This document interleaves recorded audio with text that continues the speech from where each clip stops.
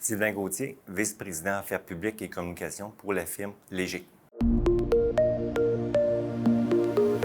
On parle beaucoup de la jeunesse, puis il faut comprendre que la plupart des gens ont leur propre définition de la jeunesse. Ça me fait plaisir de démystifier certains faits. À la base de nos études que Léger réalise, on est en mesure de faire le point un peu sur c'est qui la jeunesse, comment ils pensent, ce qu'ils veulent, c'est quoi leurs aspirations, c'est quoi leurs valeurs.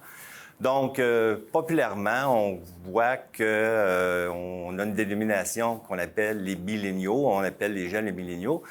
Et puis, évidemment, ce terme-là, il faut être précisé. En termes d'âge, les milléniaux, c'est de 18 à 35 ans aujourd'hui. Ceux qui ont 18 à 35 ans aujourd'hui sont des milléniaux. Il y a aussi une nouvelle génération qui est apparue, qu'on appelle la génération Z. Ce sont des personnes de 13 ans à 18 ans, donc la deuxième génération des milléniaux. Et la première génération ont aujourd'hui entre 18 et 35 ans. Il faut bien les définir, ces deux sous-groupes de jeunes, parce qu'ils ont grandi avec des outils différents, avec des valeurs différentes. En d'autres termes, si on parle des milléniaux, ils ont grandi beaucoup avec l'avenue de l'Internet et Facebook, ces trucs-là. Alors que la jeune génération sont plus une génération de mobile, Instagram, Twitter, Snapchat. Donc, les outils évoluent avec les générations. Donc, les groupes jeunesse, à ce moment, qui sont-ils? Et puis, on entend toutes sortes de terminologie autour d'eux, des pensées qui sont plus ou moins vraies. Alors, on va établir certains faits ici. Qu'est-ce qu'on entend sur la rue, avec nos amis, les parents? Bon, c'est une génération qui est qualifiée souvent qui ne veulent pas travailler trop fort, ils veulent avoir tout rapidement, une bonne job, un chalet, un bateau et une automobile de l'année et des vêtements signés. Maintenant, il y a une partie de la réponse là-dedans qui est tout à fait fausse. On a identifié, nous, à travers nos études, quelques champs, quelques caractéristiques là, qui définissent mieux la jeunesse.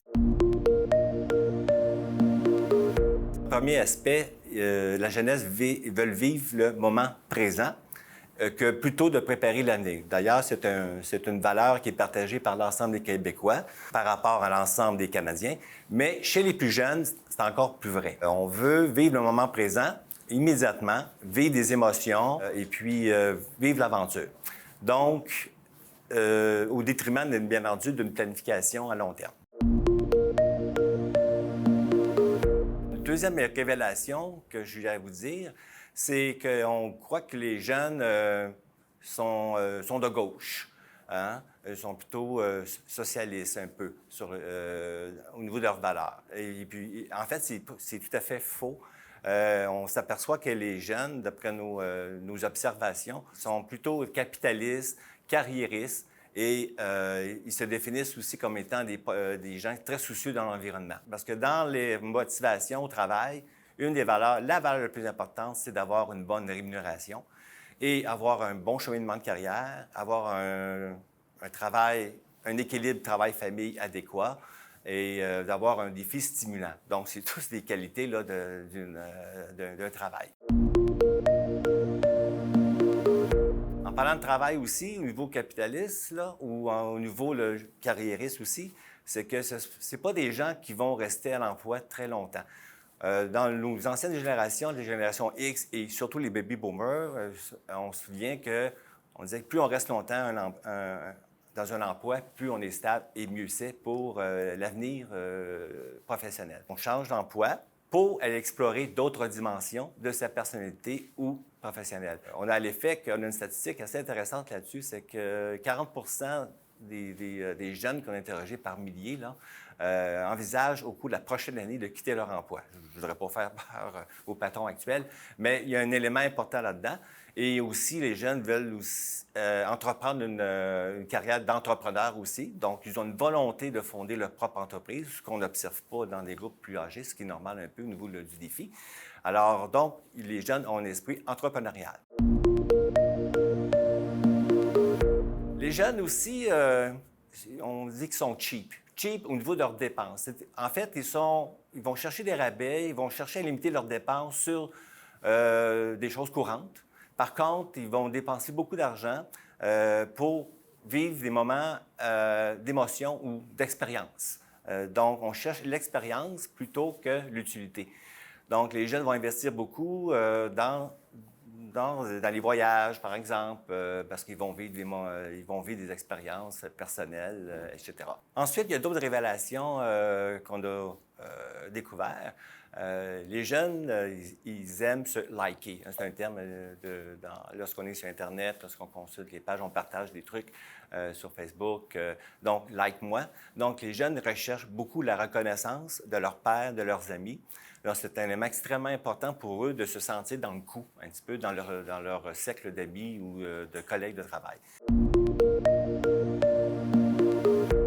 En dernier lieu, pour résumer le tout, c'est que les jeunes vivent en continu. Donc, ça touche un petit peu les médias traditionnels. Donc, les jeunes ne s'adonnent pas beaucoup aux médias traditionnels comme la radio, la télévision.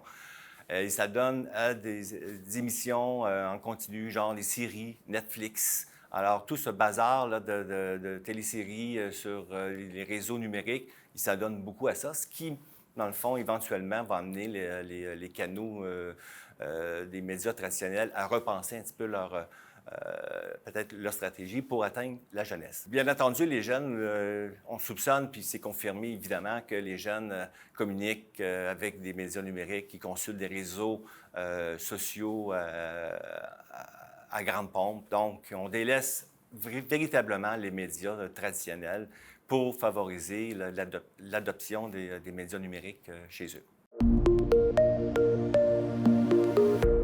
Au niveau de l'adoption des outils de communication, bien entendu, les jeunes adoptent les dernières technologies numériques pour communiquer avec eux ou avec l'extérieur. Donc, l'utilisation d'Internet, iPhone, Twitter, etc. Donc, ce sont les outils qui sont privilégiés par les jeunes à tout va par rapport à d'autres générations, ce qui amène à repenser évidemment les stratégies de communication ou de placement pour rejoindre ce segment de jeunesse qui s'appelle les milléniaux, première ou deuxième génération.